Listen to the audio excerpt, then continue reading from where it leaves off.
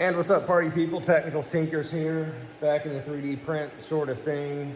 Skip the day, not too much going on, but getting back into it. So I've kind of fallen into the trap of really trying to find my niche still. I know if you have any suggestions on what you think might work on 3D print sales, really trying to branch out into things that aren't cryptocurrency related, because you know those are utilitarian. I can print those pretty quick. But cryptocurrency is not great right now, mining stuff anyway. So I'm kind of looking for other things, and so one of my big weaknesses in this and my main business is I try to stay cognizant of is to not make things that I like. I try to make things that other people want, customers want to buy, because the stuff I like is usually not what other people like. So I don't really care for Marvel stuff or Nintendo stuff or you know, all the Avengers and things like that. I don't care about that sort of mass market appeal type stuff. It has no appeal to me, but I understand a lot of people like it. And so I should probably maybe look into that kind of stuff. So what I did is I went and downloaded, I paid for a model of something that is, you know, sort of has a wide appeal like that. And I'm just gonna try to print it really big. That's my thinking anyway, and that's what we're starting now. The largest piece here is about 21 hours to print at 250 millimeters per second. So it should be pretty big.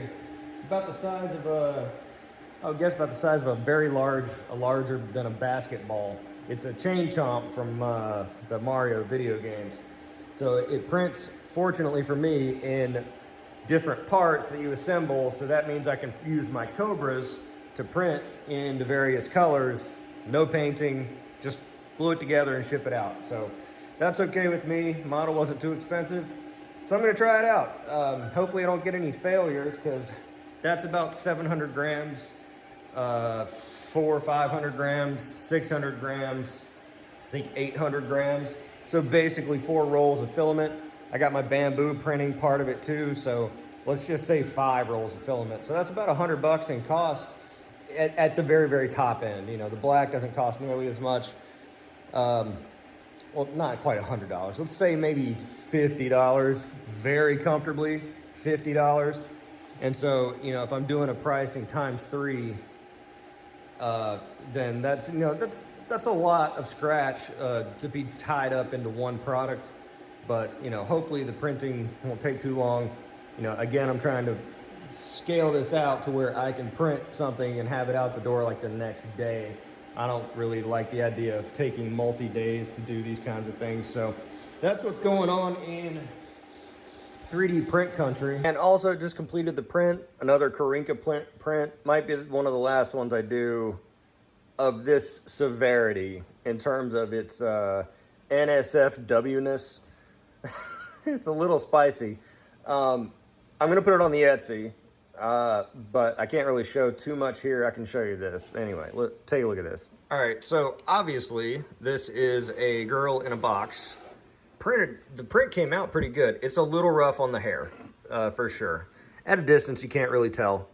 But I mean, hand for scale, this is a big model. This box is in 3 parts. So that there's the outer box here, and then you have this top part, which she is attached to. The rest of her body is inside the box.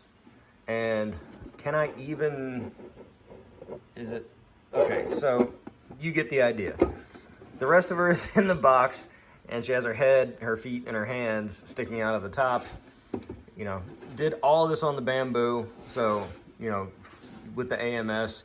Didn't really use a lot of colors, but I did try to jazz it up a little bit with like the nail color here, just to have some flavor in it. But you know, gold handles, the gag thing, and the makeup and the hair, you know, pretty cool model.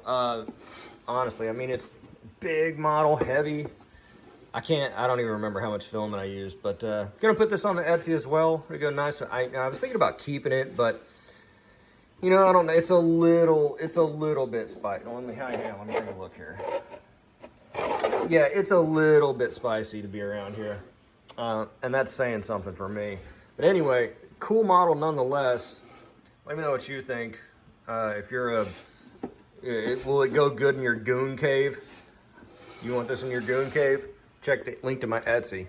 So that's what's going on in 3D print land. Again, constantly trying to find the niche, constantly trying to find, which direction to go, because, I want consistent sales. I'd really prefer technical sales of utilitarian items, functional items, like I do with cryptocurrency, because people need those. It's not an elective thing. It's not a luxury thing. People buy this kind of thing to sit on a shelf and look at it, and it's like, oh, it's cool, and whatever. But with the functional things, utility things, people need that stuff in order to, do their operations or generate money themselves, like in the cryptocurrency space.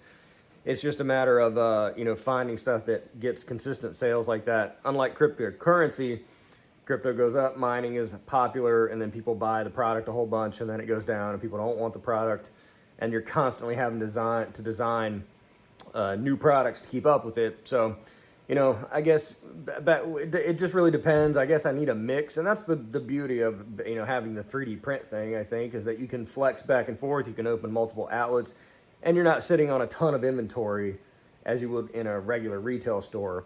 You're just sitting on filament, and it can become anything. So that's definitely a benefit. That's a definite bright side to this sort of operation. But let me know what you think in the comments below. If you were in my position, would you go with this, or would you go with this? Let me know what you think in the comments below. Be sure to subscribe to the channel for more content like this. I'm The Technicals. See you next time.